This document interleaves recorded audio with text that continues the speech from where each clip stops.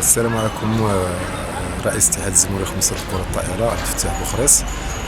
بالنسبة لهذا اليوم هذا اللي كانت عرس رياضة بامتياز للكرة الطائرة، خدينا شرف تنظيم نصف نهاية البطولة الوطنية للقسم الممتاز، واللي داز في أجواء رائعة وممتازة، وكان تنظيم محكم، وجميع الفرق اللي شاركات ومشات بانطباع جميل على مدينة الخميسات.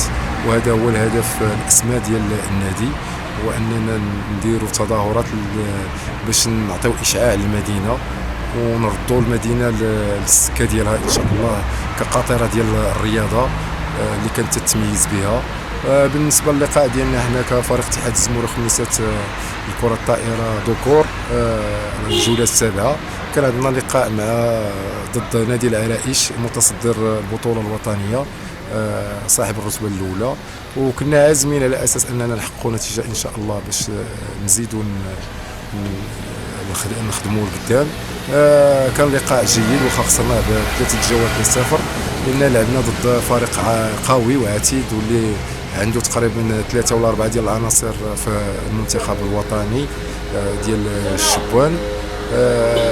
حنايا الهدف دائما ديال النادي هو تكوين وتوسيع القاعده باكبر عدد من الممارسين، وحنا غاديين في هذه الخطه هذه ثابته ان شاء الله باذن الله باش نوصلوا لعقده الاهداف اللي عندنا، هو اننا نكونوا اكبر عدد من الممارسين ولاد النادي ولاد المدينه وبنات المدينه.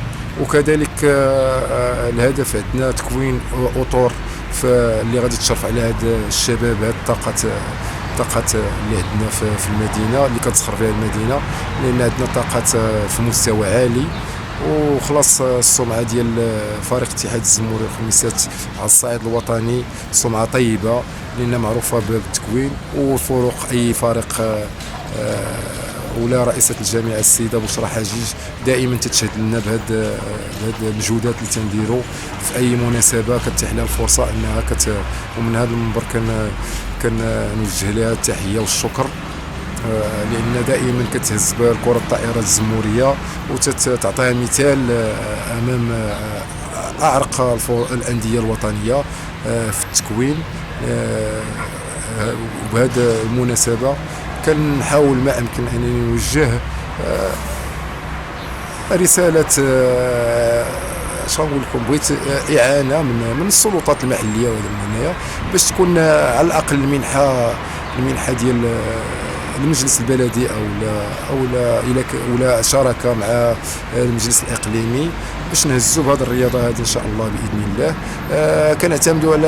كنعتمدوا في العمل ديالنا على الموارد البشريه، يعني كنخدموا في التيران، كنهبطوا لارضيه الملعب تنخدموا تما تنشطوا المدينه. ولكن دابا الدعم لحد الان تقريبا 4 سنوات هذا ما شدينا لا دعم لا حتى شي حاجه، وكنحاولوا ما امكن على اساس اننا كنتسناو بفارغ الصبر تسوى الوضعيه ديال المجلس البلدي ان شاء الله. وعندنا وعود من الرئيس السيد حسن ميسور واعضاء المكتب ديالو كاملين اللي تيشوفوا العمل اللي تنقوموا به، واللي عاقدين معهم شراكه اتفاقيه شراكه ان شاء الله غادي تفعل ان شاء الله، وغنمشيو القدام ان شاء الله بهذه الرياضه في احسن ما يرام. وشكرا سير سبور هادو، وكذلك سليم من هذا المنبر اللي سهروا على تغطيه هذه التظاهره هذه اللي دازت اليوم. وشكرا لجميع المنابر الاعلاميه المحليه اللي تتعاون هذا النادي وتتهز به، وشكرا لجميع المتدخلين في اللعبه، والى اللقاء ان شاء الله. بسم الله الرحمن الرحيم. معكم عزيز المليحي، امين مال نادي العرائش لكرة الطائرة ومشرف على تدريب فريق الكبار. بالنسبة للمقابلة اللي جرات اليوم، كانت واحد المقابلة اللي صراحة كان فيها كرة الطائرة زعما راقية، كانت يعني كرة في الطائرة في المستوى. حاولنا نجريو الماتش على حسب الامكانيات اللي عندنا، وخصوصا حنا كنلعبوا مع ضد واحد الفريق اللي هو فريق قوي، عنده عناصر في المستوى العالي، عندهم مدربين في المستوى العالي. حاولنا نجيروا الماتش، نفتشوا على نقاط الضعف ديالهم ونحاولوا نصلحوا الاخطاء ديالنا بواحد السرعه باش يعني ما يقربوناش في النتيجه، ونحاولوا نهربوا في النتيجه دائما بالعمل المتواصل. بالنسبه للمقابله ديال اليوم كانت مقابله هامه بالنسبه لنا على حسب حنا الاولى في الترتيب ديال هذه المجموعه الف. حاولنا نعزوا الصداره ديالنا بهذا الفوز هذا خارج ديار مدينه الخميسات. هذا الفوز هذا يخلينا في الصداره ويقربنا من الفوز بالبطوله هذا الموسم هذا. على العموم كانت اجواء رائعه، خصوصا مع فريق اتحاد الزموري الخميسات اللي كنشكروه على الترحيب ديالو، والسي عبد الفتاح ولا الاخوان اللي معاه، يعني اخوان ديالنا وكنعرفوهم يعني منذ مده كبيره اللي جمعتنا وتعرفنا على بعضنا، وداكشي راه بان في هذه المقابله من خلال الاجواء ديالها. وبالنسبه للامور اللي خارج كانت اجواء طيبه، لا مع الجمهور ديال الخميسات ولا مع الناس اللي كانوا حاضرين.